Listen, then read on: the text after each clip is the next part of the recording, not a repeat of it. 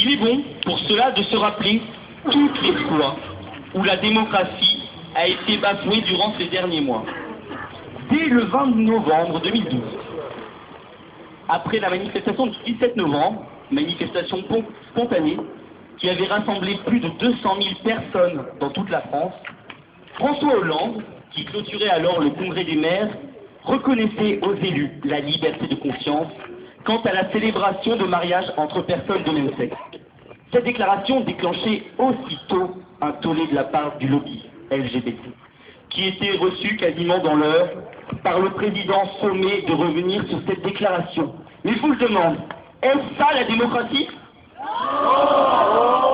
Durant le mois de novembre, s'ouvraient donc à l'Assemblée nationale les auditions préalables à l'examen du projet de loi Taubira. Erwan Dinet, comme vous le savez, rapporteur de la dite commission, ne reçut que durant 10 minutes les représentants de la Manif pour tous. De plus, aucun juriste opposé au projet de loi ne fut reçu, prétextant tantôt qu'il n'y en avait pas, tantôt qu'il n'avait pas d'arguments suffisants. Les représentants des principales religions y furent traités comme des coupables et vivement sermonnés. Est-ce ça encore la démocratie? Le 13 janvier 2013, vous vous en souvenez, se déroula la première grande manifestation nationale à Paris, rassemblant plus d'1 million de personnes. Ce chiffre fut divisé par 3 par la préfecture de police et ses services. Monsieur Hollande se contentant le soir de déclarer la manifestation comme consistante et attendant plusieurs semaines pour recevoir les représentants de ce mouvement historique. Il les reçut à peine 10 minutes, s'occuper de Florence Cassé qui occupait alors le devant de la scène.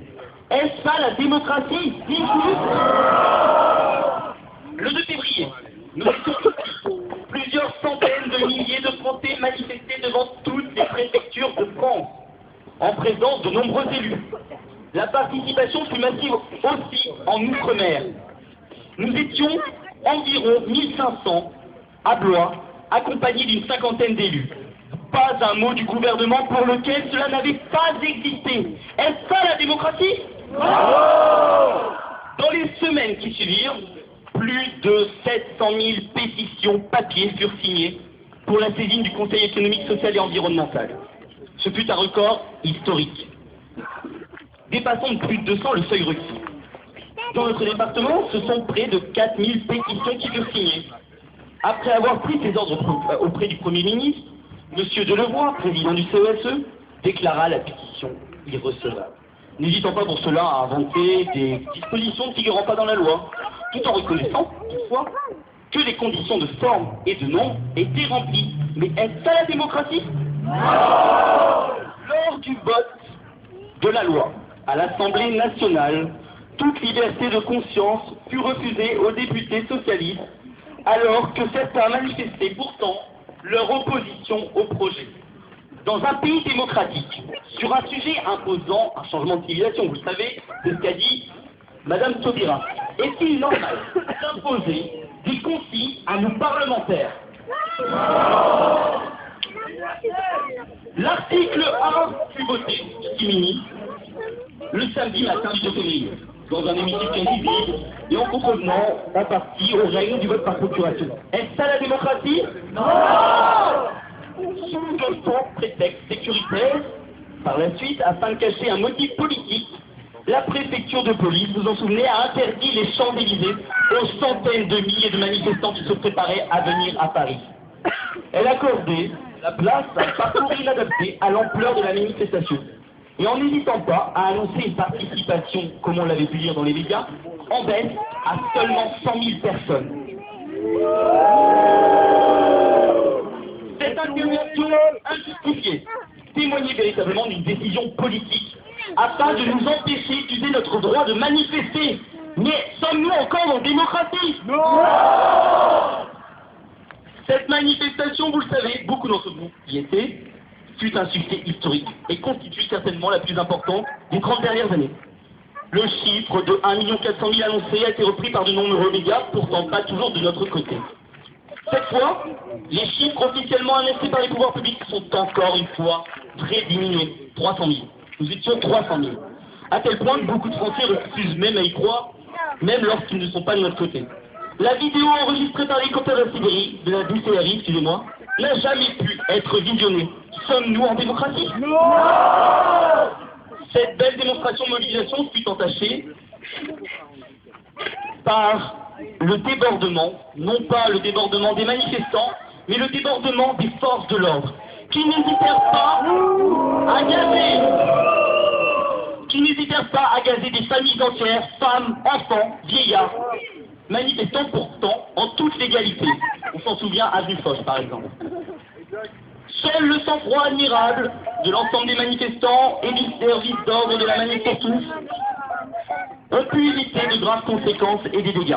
On doit signaler, et c'est très important, que depuis le 17 novembre, nous avons rassemblé des milliers, voire des millions de personnes cumulées dans les rues et aucun dégât matériel n'est à déplorer sur le site de la manifestation, alors qu'il s'agit de manifestations d'une très grande ampleur.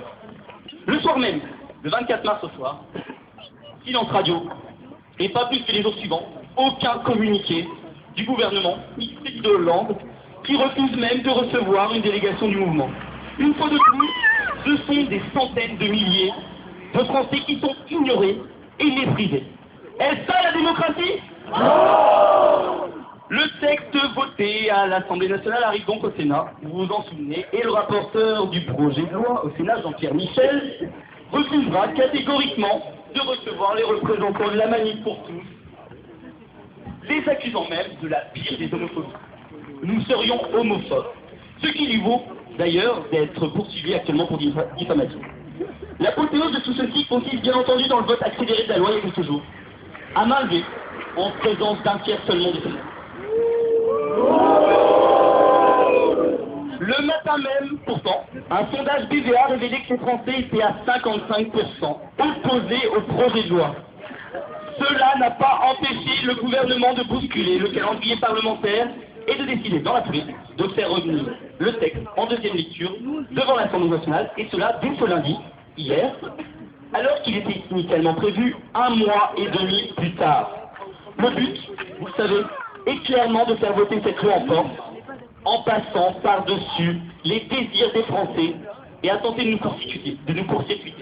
De court-circuiter une opposition de plus en plus gênante et massive et qui risque de déferler lors de la prochaine manifestation prévue à Paris le 26 mars prochain. Est-ce ça la démocratie? Non. Excusez-moi, mais on est tellement tout le temps sur le terrain qu'on commence à s'y faire, on est plus de 6 mois.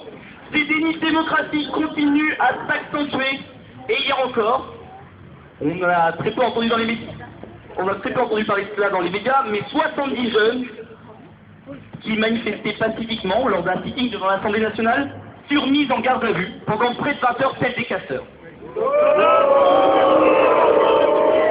Démocratie d'enfermer des opposants pacifiques et non violents pour le simple fait de leur opposition? Non. Chers amis, cette liste a pu vous sembler bien longue, mais il nous paraît essentiel d'en rappeler une partie de ces dénis de démocratie, cette succession de dénis que nous avons ressentis comme autant de mépris à notre égard, mais surtout envers tout ce que nous défendons. Le mariage, institution millénaire unissant un homme et une femme afin d'assurer la filiation, ainsi que le droit des enfants contre le droit à l'enfant. Ce mépris et ces comportements vont bien au-delà de notre mouvement. C'est pour ça que ce soir nous sommes réunis. Et ce sont les fondements de notre démocratie, de notre société, qui vacillent actuellement face au comportement des pouvoirs publics. Chers amis, nous sommes tristes et en colère, mais toutefois pas désespérés. Cet enterrement ne doit être que symbolique, et notre détermination sans faille, on le voit encore ce soir, en 48 heures, vous êtes venus nombreux, à défendre, notre détermination sans faille à défendre ce qui nous est cher, doit rappeler au gouvernement que la démocratie, c'est le gouvernement du peuple, par le peuple et pour le peuple. C'est par notre foi en cette démocratie que nous sommes là, que nous l'enterrons symboliquement ce soir, et c'est ce qui nous amène à continuer notre combat. Monsieur Hollande doit entendre la voix des Français qui, quelles que soient leurs origines, sociétales, philosophiques ou religieuses, se lèvent majoritairement pour défendre nos valeurs de civilisation et assurer la cohésion sociale dont la France a le plus grand besoin pour affronter les défis auxquels elle est confrontée actuellement. Nous gagnerons tous ensemble et nous ne lâcherons rien, vraiment rien. Je vais vous proposer maintenant d'observer juste une minute de silence, après laquelle chacun pourra venir déposer la fleur qu'il a apportée en signe de son attachement aux libertés démocratiques.